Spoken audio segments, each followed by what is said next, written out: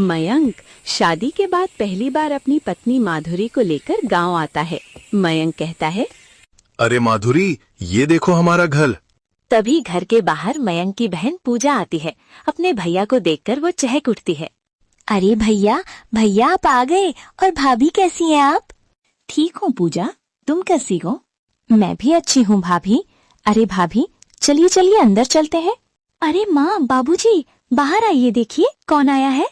पूजा की आवाज सुनकर उसकी माँ सावित्री और बाबूजी जमुना प्रसाद घर से बाहर आते हैं। पूजा कहती है, अरे पापा, मम्मी देखो, भैया आए हैं और साथ में भाभी को भी लाए हैं। अरे ये तो बड़ी खुशी की खबर है। अरे बहू, चलो चलो घर के अंदर आओ। बाहर क्या कर रही हो? फिर सभी घर के अंदर चले जाते हैं। सावित्री कहती है, पूजा, जा बहू को उसका कमरा दिखा दे। जा बहू, तेरा कमरा ऊपर है। चलो भाभी, मैं आपको आपका कमरा दिखाती हूँ। जाओ माधुरी, तुम जाओ, तब तक मैं माँ बाबूजी के साथ थोड़ी बातें कर लेता हूँ। पूजा अपनी भाभी को कमरे की ओर ले जाती है। इधर मयंक अपने पिता से पूछता है, अरे पापा, आप कैसे हैं? मैं आपके लिए कुछ लेकर आया हूँ। अरे बेटा, बस चल रहा है जैसे तैसे। मुझे लगा तू लाना भूल जाएगा। अरे कैसे भूल सकता हूँ, ये लीजिए। मयंक अपनी जेब से सिगार का एक पैकेट निकालकर अपने बाबूजी को देता है। उसके बाबूजी ये देखकर काफी खुश हो जाते हैं, लेकिन सावित्री टोकते हुए कहती है, अरे बेटा मयंक, ये क्या कर रहा है? तू ही अपने बाबूजी को बिगाड़ रहा है। आज तो तूने सिगार दे दिया, लेकिन बाद में जब तू यहाँ नहीं रहेगा तो इन्हें सिगार कौन ला कर देगा?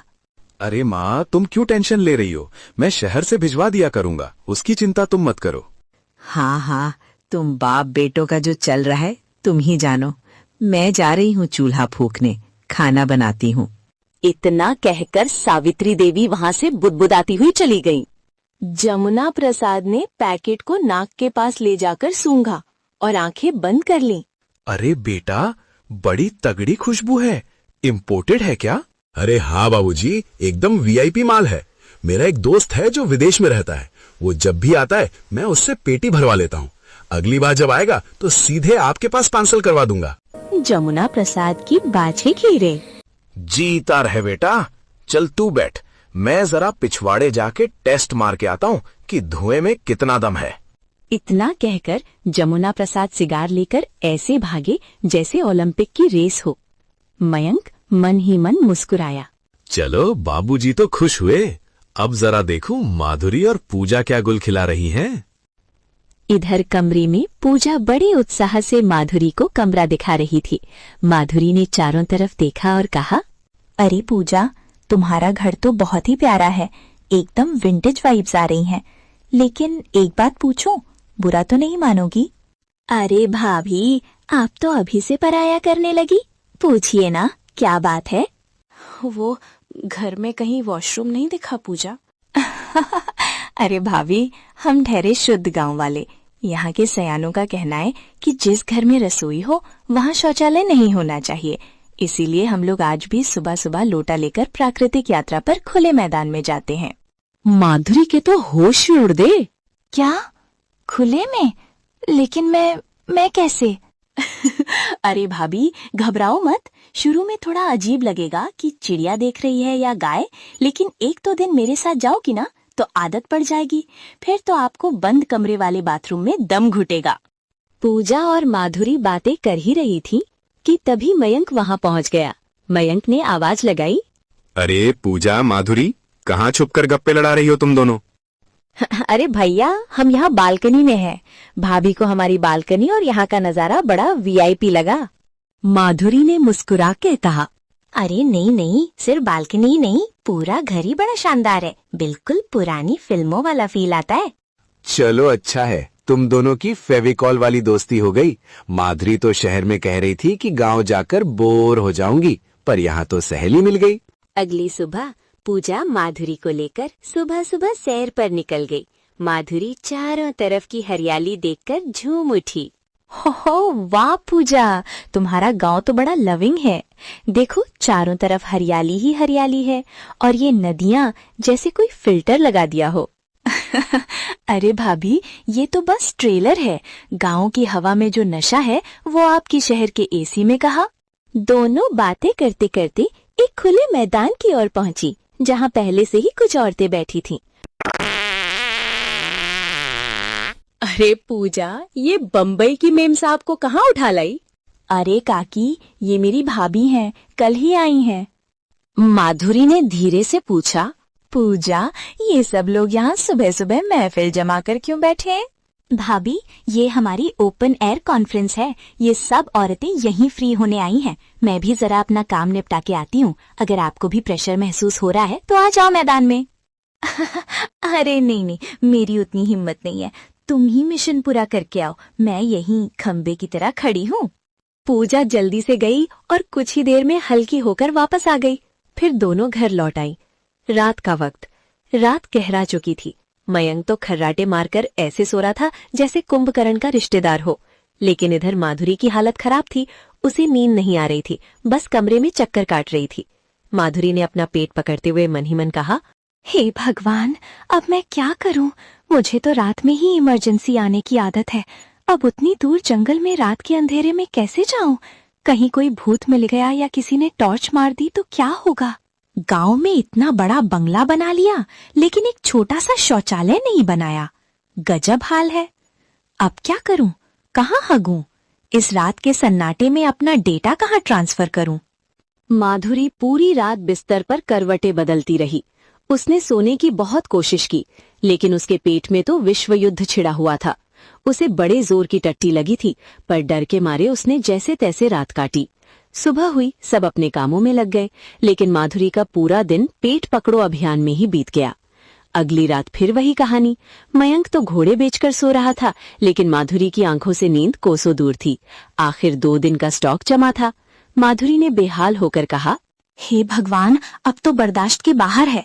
कल भी नहीं गई थी, आज तो पेट में बम फटने वाला है। क्या करूं? घर के बीचों बीच तो विस्फोट नहीं कर सकती, और उस जंगल में जाने की मेरी हिम्मत नहीं है। आइडिया, क्यों ना बालकनी का इस्तेमाल किया जाए? अंधेरा है, कोई देख भी नहीं पाएगा, और सुबह तक तो सब नेचुरल लगेगा। उसी वक्त बाबूजी जमुना प्रसाद को भी नींद नहीं आ रही थी। उन्होंने सोचा, अरे नींद नहीं आ रही तो क्या हुआ? इम्पोर्टेड सिगार किस दिन काम आएगा? एक फूंक मारता हूँ, स्वर्ग जैसा मजा आ जाएगा। जमुना प्रसाद ने जेब से सिगार निकाला, उसे सुलगाया और मजे से धुएं के छल्ले बनाने लगे। उन्होंने गहरी सांस ली। बेटा लाया तो बड़ा तगड़ा माल है, मन तृप्त हो गया। ऊपर बालकनी में माधुरी दबे पांव बालकनी में आई। उसने नीचे झांका। चलो, कोई नहीं दिख रहा, सब सो रहे हैं। जल्दी से हक देती हूँ, किसी को पता भी नहीं चलेगा, और सुबह की सुबह देखी जाएगी। माधुरी बालकनी के एक कोने में बैठ गई और अपना मिशन शुरू किया।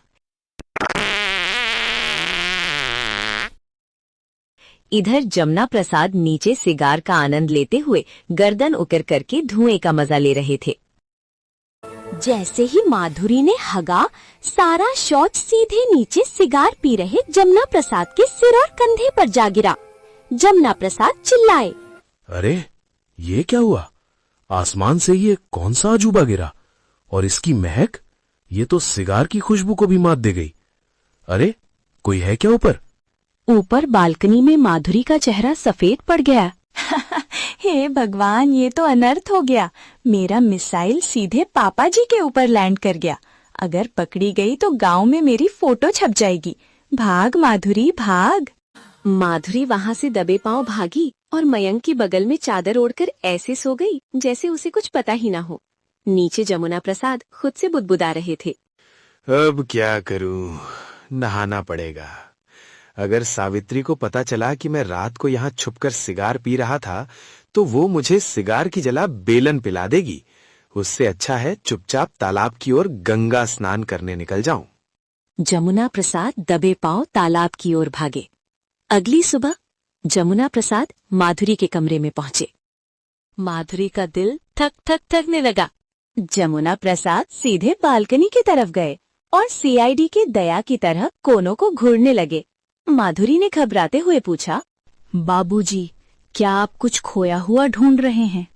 अरे नहीं बहू, बस देख रहा था कि रात में आसमान से एक लकड़ी का टुकड़ा गिरा था। मेरे सिर पर लगते लगते बचा। वैसे लकड़ी थोड़ी गीली और बदबूदार थी, शायद किसी अजीब पेड़ की होगी। खैर छोड़ो, मैं चलता हूँ। माधुरी ने ठंडी सांस ली। बच गई। कल तो लकड़ी समझ के टाल दिया, पर रोज रोज ऐसा हुआ तो मैं पकड़ी जाऊंगी। अब ओपन एयर ही जाना पड़ेगा। अब माधुरी ने हार मान ली थी। वो रोज सुबह पूजा के साथ लोटा लेकर फील्ड वर्क पर जाने लगी। शुरू में थोड़ी दिक्कत हुई, कभी चिड़ियों से डर लगा तो कभी गाय से, लेकिन धीरे धीरे उसे खुले में शौच करने की आदत हो गई। अब वो गांव की औरतों के साथ बैठकर सुबह की सभा में हिस्सा लेती थी। दिन बीतते गए। अब रात को माधुरी और मयंक बालकनी में बैठकर सुहाने मौसम का मजा लेते थे और नीचे जमुना प्रसाद भी चोरी छिपे अपने सिगार का आनंद लेते थे। अब ऊपर से किसी गोले के गिरने का डर नहीं था, इसलिए सब सुरक्षित थे। आखिरकार मयंक और माधुरी का शहर वापस जाने का वक्त आ गया। सबका मन उदास था। सावित्री रो रही थी, पूजा उदास थी और जमुना प्रसाद भी दुखी थे, शायद इसलिए क्योंकि अब उन्हें सिगार देने वाला कोई नहीं था। मयंक और माधुरी शहर चले गए। उनकी जिंदगी की ये छोटी सी दुर्घटना एक राज बनकर रह गई और गांव में फिर से वही शांति लौट आई।